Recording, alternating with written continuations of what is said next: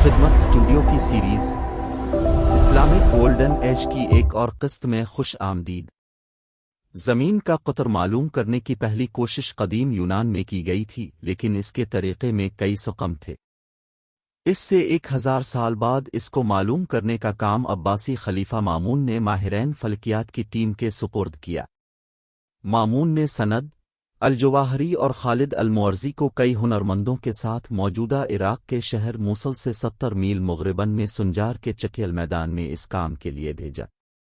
یہاں پر ٹیم 2 میں تقسیم ہوئی، ایک شمال کی طرف، دوسری جنوب کی طرف گئی۔ اپنے قدم گنتے گئے اور راستے میں نشان لگاتے گئے۔ یہ اس وقت رکے جب انہوں نے زمین کے خم کی 1 ڈگری کی پیمائش نہ کر لی۔ اس کو ستاروں کی پوزیشن کے حساب سے ناپا گیا۔ اس کے بعد دونوں ٹیمیں واپس آئیں اور پھر فاصلے کی پیمائش کی۔ دونوں کا اوسط لیا گیا جو کہ 56.6 عربی میل تھا۔ یہ آج کے میل سے 20% بڑا ہے اور تقریباً 68 میل بنتا ہے۔ اس کو 360 سے ضرب دی جائے تو یہ فاصلہ 24,500 میل بنتا ہے، اور یہ 1000 سال پہلے کی گئی پیمائش سے زیادہ قابل اعتبار تھا۔ مامون اچھا سائنسی ذہن رکھتے تھے۔ انہوں نے اس پر بس نہیں کیا۔ ایک پیمائش کا ڈیٹا کافی نہیں تھا، ایک دوسری پیمائش کا مشن شروع کر دیا۔ اس بار یہ وسطی شام کے شہر تدمر سے تھا۔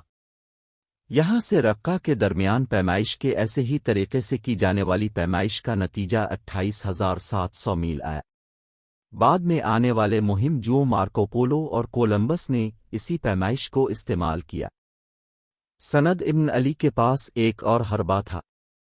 انہوں نے ایک طریقہ بتایا جس سے صحرا میں قدم گننے کی مشقت بھی نہ کرنا پڑتی اور نتیجہ بھی زیادہ ایکوریٹ آتا۔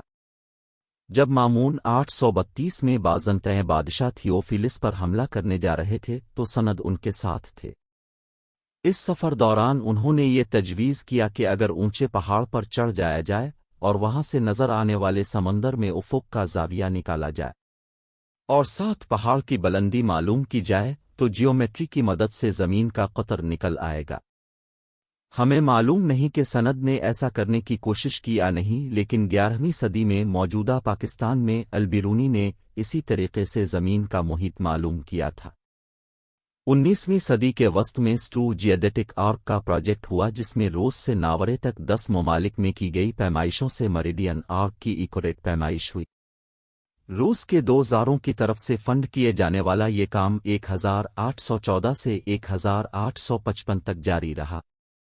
آج تو یہ بات ہر کوئی جانتا ہے کہ زمین تقریباً پرفیکٹ گولائی میں ہے، صرف یہ کہ ختم استوا کے مقابلے میں قطبین کی طرف سے معمولی سی پچ کی ہوئی ہے۔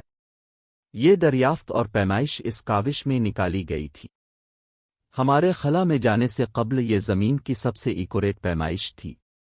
یونان، عرب، ہند، روس اور پھر خلا سے اپنی زمین کی پیمائش کو اچھوتے طریقوں سے بہتر کرنا دنیا کے بارے میں علم کی جستجو کی ایک ہی روایت کا حصہ ہے۔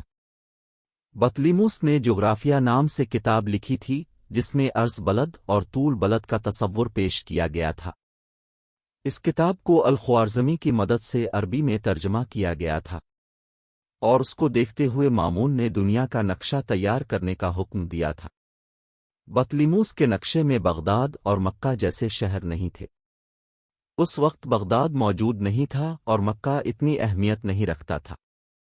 مامون کے ماہرین فلکیات نے ان کے درمیان کا فاصلہ چاند گرہن کے وقت لی گئی پیمائشوں سے معلوم کیا تھا اور اسے 712 میل نکالا تھا۔ یہ اصل سے 2% کے اندر ہے۔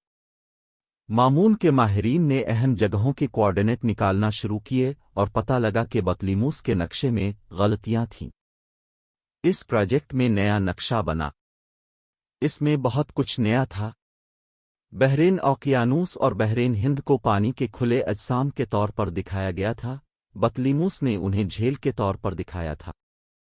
یونانیوں کو بحیرہ روم جیسے چھوٹے سمندروں کا تو پتہ تھا لیکن بڑے بحر کا نہیں، جبکہ عرب تاجر ان سے اچھی واقفیت رکھتے تھے۔ بدقسمتی سے عباسی دور میں تیار ہونے والا یہ نقشہ آج محفوظ نہیں۔